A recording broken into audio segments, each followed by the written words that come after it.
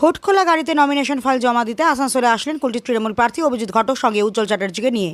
পশ্চিম বর্ধমান জেলার আসানসোলের কুলটি বিধানসভার তৃণমূল কংগ্রেসের প্রার্থী অভিজিৎ ঘটক আজ সকালে 11টায় কুলটি থেকে এক বর্ণাঢ্য শোভাযাত্রায় বা রোড শো এর মাধ্যমে নমিনেশন ফাইল জমা করার উদ্দেশ্যে রওনা দেন।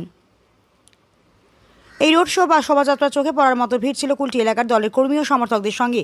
উপস্থিত ছিলেন কুলটি এলাকার সমস্ত তৃণমূলের নেতৃত্বগণ। তবে সবথেকে বেশি তাৎপর্যপূর্ণ দৃশ্য ছিল হুটখোলা গাড়ির মধ্যে প্রার্থী অভিজিৎ ঘটক সে নিজের সঙ্গে রাখেন কুলটি জনপ্রিয় নেতা উজ্জ্বল চ্যাটার্জির সঙ্গে।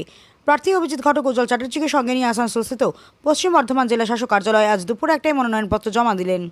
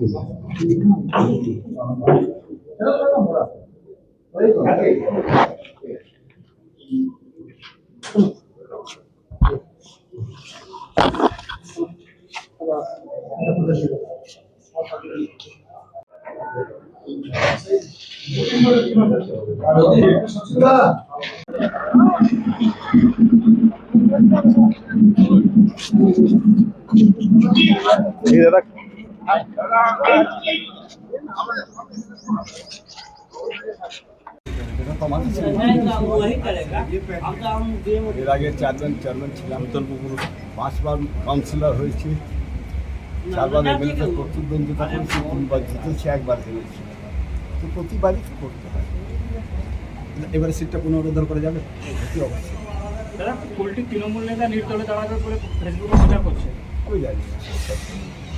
ঠিক আছে। কিরকম লাগছে? নমিনেশন ফাইল করে সবারই ভালো লাগে, আমারও ভালো লাগছে।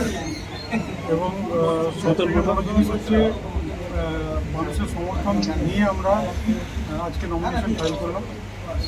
এবং আমাদের যারা সব সিনিয়র লিডার উজ্জ্বল চ্যাটার্জি থেকে শুরু করে সবাই আমাদের এই নমিনেশনের সময় উপস্থিত ছিল। সেটা কীরকম লাগছে? জয়ের ব্যবধান কত হবে? মোটামুটি 20,000-এর বেশি হবে। 20,000-এর বেশি।